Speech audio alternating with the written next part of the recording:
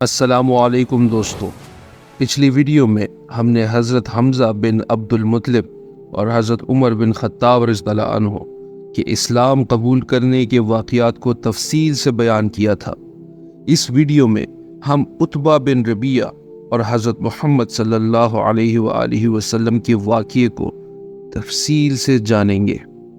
لیکن video start کرنے سے پہلے آپ کو یہ بتاتا چلوں کہ یہ ویڈیو سیریز الرحیق المختوم بک سے لی گئی ہے، جو کہ سیرت النبی کا ایک سب سے اوتھینٹک سورس ہے، اور اس بک کو کافی ایوارڈز بھی ملے ہیں اس کی اوتھینٹسٹی اور نالج کی وجہ سے۔ تو اس لیے ہم آپ سب دیکھنے والوں کو یہی مشورہ دیں گے کہ ہماری اس ویڈیو سیریز کو پہلی ایپیسوڈ سے دیکھیں اور ہمارے ساتھ مرحلہ وار ہر ایک ایپیسوڈ میں شامل ہوتے رہیں، تاکہ آپ کو ساری معلومات مرحلہ وار مل سکے، اور اپنے دوست احباب کے ساتھ بھی صدقہ جاریہ سمجھ کر ضرور شیئر کریں۔ تو چلیے بغیر کسی اور تاخیر کے شروع کرتے ہیں اپنی آج کی ویڈیو۔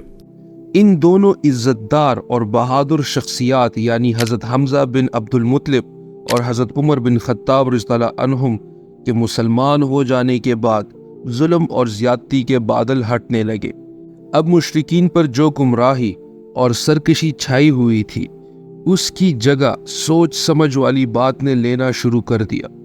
چنانچہ مشرکین نے کوشش کی کہ نبی پاک صلی اللہ علیہ وآلہ وسلم کی دعوت کا مقصد سمجھ کر اس مقصد کو پورا کرنے کے لیے ان کے سامنے بہت ساری چیزیں پیش کی جائے تاکہ وہ اپنی دعوت اور تبلیغ سے ہاتھ کھینچ لے۔ لیکن بیچارے جانتے نہیں تھے کہ نبی پاک صلی اللہ علیہ وآلہ وسلم کی دعوت کے مقابلے میں پوری کائنات جس پر سورج طلوع ہوتا ہے کچھ بھی اہمیت نہیں رکھتی۔ اسی وجہ سے ان کا یہ ارادہ ناکام رہ گیا۔ ابن اسحاق نے یزید بن زیاد کے ذریعے محمد بن قاب قرازی کا بیان نقل کیا ہے کہ مجھے بتایا گیا کہ عتبہ بن ربیعہ جو کہ قریش کا ایک بڑا سردار تھا، ایک دن قریش کی محفل میں بولا، اور اس وقت رسول اللہ صلی اللہ علیہ وآلہ وسلم مسجد حرم میں اکیلے ایک جگہ بیٹھے تھے۔ قریش کے لوگوں، کیوں نہ میں محمد کے پاس جا کر ان سے گفتگو کروں اور ان کے سامنے چند امور پیش کروں، ہو سکتا ہے وہ کوئی چیز قبول کر لے، تو جو کچھ وہ قبول کر لیں گے اسے دے کر ہم انہیں اپنے آپ سے باز رکھیں گے۔ یہ اس وقت کی بات ہے جب حضرت حمزہ رضی اللہ عنہ مسلمان ہو چکے تھے، اور مشرکین نے یہ دیکھ لیا تھا کہ مسلمانوں کی تعداد برابر بڑھتی ہی جا رہی ہے۔ مشرکین نے کہا، ابو الولید آپ جائیے اور ان سے بات کیجیے۔ پھر عتبہ اٹھ کر رسول اللہ صلی اللہ علیہ وآلہ وسلم کے پاس گیا اور ان کے سامنے بیٹھ گیا۔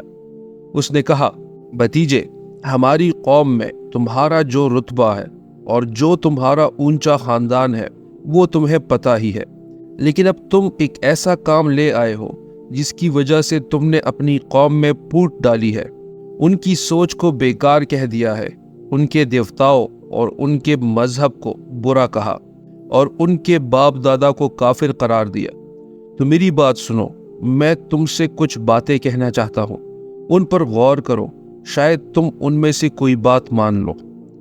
رسول اللہ صلی اللہ علیہ وآلہ وسلم نے فرمایا، ابو الولید کہو، میں سن رہا ہوں۔ عتبہ نے کہا، بھتیجے، اگر تم یہ کام پیسہ کمانے کے لیے کر رہے ہو تو ہم تمہارے لیے اتنا مال جمع کر دیں گے کہ تم سب سے امیر ہو جاؤ گے۔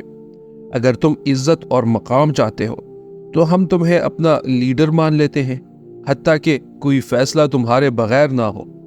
اگر تم راجہ بننا چاہتے ہو تو ہم تمہیں اپنا بادشاہ مان لیتے ہیں، اور اگر تمہیں کوئی جن یا بھوت نظر آتا ہے جو تم سے سنبھالا نہیں جا رہا تو ہم تمہارا علاج کروا دیتے ہیں۔ ہم اپنا مال خرچ کرنے کو تیار ہیں تاکہ تم ٹھیک ہو جاؤ، کیونکہ کبھی کبھی ایسا ہوتا ہے کہ جن بوت انسان پر غالب آ جاتا ہے اور اس کا علاج کروانا پڑتا ہے۔ عتبہ یہ سب باتیں کہتا رہا اور رسول اللہ صلی اللہ علیہ وآلہ وسلم چپ چاپ سنتے رہے۔ جب وہ اپنی بات ختم کر چکا تو رسول اللہ صلی اللہ علیہ وآلہ وسلم نے پوچھا، ابو الولید، تمہاری بات ختم ہو گئی؟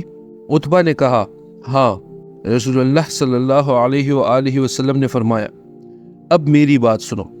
اس نے کہا، ٹھیک ہے میں سنوں گا۔ پھر رسول پاک صلی اللہ علیہ وآلہ وسلم نے سورہ فصلت کی تلاوت شروع کی۔ یہ رحمان اور رحیم کی طرف سے نازل کی ہوئی ایسی کتاب ہے جس کی آیتیں کھول کھول کر بیان کر دی گئی ہے۔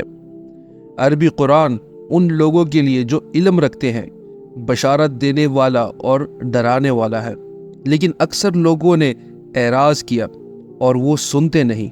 کہتے ہیں کہ جس چیز کی طرف تم ہمیں بلاتے ہو اس کے لیے ہمارے دلوں پر پردہ پڑا ہوا ہے۔ رسول اللہ صلی اللہ علیہ وآلہ وسلم تلاوت کرتے رہے اور عتبہ دونوں ہاتھوں سے پیچھے کا سہارا لیے چپ چاپ سنتا رہا۔ جب آپ صلی اللہ علیہ وآلہ وسلم سجدے کی آیت تک پہنچے تو سجدہ کیا، پھر کہا ابو الولید جو کچھ تم نے سننا تھا وہ تم سن چکے، اب تم جانو اور تمہارا کام جانے۔ عتبہ اٹھ کر واپس گیا۔ اسے آتے دیکھ کر مشرکین نے کہا خدا کی قسم ابو الولید کا چہرہ واپس آتے وقت ویسا نہیں ہے جیسے جاتے وقت تھا۔ جب عتبہ ان کے پاس بیٹھ گیا تو انہوں نے پوچھا ابو الولید کیا خبر لائے ہو؟ عتبہ نے کہا میں نے ایسا کلام سنا ہے جیسا میں نے کبھی سنا نہیں تھا۔ خدا کی قسم نہ وہ شعر ہے نہ جادو ہے نہ کسی کا جھوٹ یا جادو ٹونا۔ قریش کے لوگوں میرا مشورہ مانو، اس آدمی کو چھوڑو۔ خدا کی قسم میں نے اس کا جو قول سنا ہے اس سے کوئی زبردست واقعہ رونما ہو کر رہے گا۔ پھر اگر اس شخص کو عرب نے مار ڈالا تو تمہارا کام دوسروں کے ذریعے انجام پا جائے گا، اور اگر یہ شخص عرب پر غالب آ گیا تو اس کی بادشاہت تمہاری بادشاہت اور اس کی عزت تمہاری عزت ہوگی، اور اس کا وجود سب سے بڑھ کر تمہارے سعادت کا باعث ہوگا۔ لوگوں نے کہا ابو الولید خدا کی قسم تم بھی اس کی باتوں کے جادو میں آ گئے۔ عتبہ نے کہا میں نے جو کہا وہ میری رائے تھی، اب تم جو ٹھیک سمجھو کرو۔ ایک دوسری روایت میں ہے کہ جب رسول اللہ صلی اللہ علیہ وآلہ وسلم نے تلاوت شروع کی اور جب آپ اس آیت تک پہنچے جس کا ترجمہ یہ ہے پھر اگر وہ منہ پھیرے تو تم فرماؤ کہ میں تمہیں ایک ایسی کڑک سے ڈراتا ہوں جیسی کڑک عاد اور سمود پر آئی تھی۔ سورہ فصلت آیت نمبر 13۔ یہ آیت سن کر عتبہ کانپ گیا اور اٹھ کھڑا ہوا اور بولا میں آپ کو اللہ کا اور اپنے رشتے کا واسطہ دیتا ہوں، بس کر دے۔ اسے ڈر لگ گیا کہ کہیں وہ والا عذاب واقعی نہ آ جائے۔ پھر وہ واپس گیا اور پہلے والی بات اپنی قوم سے کی جو ہم اوپر بتا چکے ہیں۔ تو دوستو آگے کے واقعات اپنے اگلی ویڈیو میں جانیں گے، تب تک کے لیے ہمیں اجازت دیجیے، اللہ حافظ۔